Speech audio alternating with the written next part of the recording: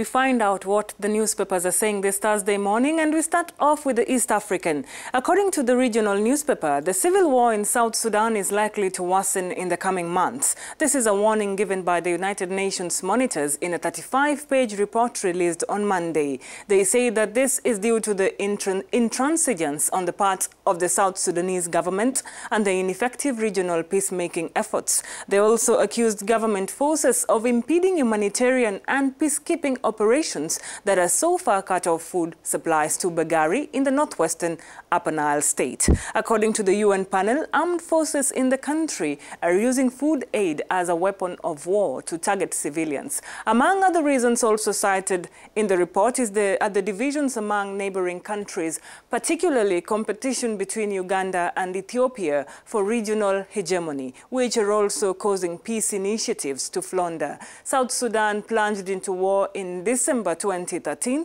when President Salva Kiir accused Riek Machar, his former deputy, of plotting a coup. Tens of thousands have died in the fighting and nearly 4 million people have fled their homes. We head to Somalia now, which has actually adopted the review of the Comprehensive National Strategy for Preventing and Countering Violent Extremism, that is the PCVE, and Action Plan. The Horn Observer reports this took place in the country's capital, Mogadishu, during a high-level meeting on Tuesday. This was the second high-level meeting to endorse the strategy and to finalize the progress report expected to be submitted on December 4th, 2017, during the Security Conference. Horn Observer has given in detail the progress the strategy has made since its inception.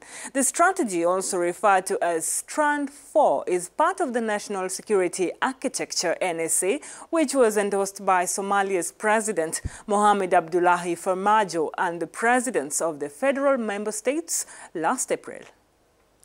And the plight of African migrants continues to be a concern of many following reports of alleged slave markets in Libya.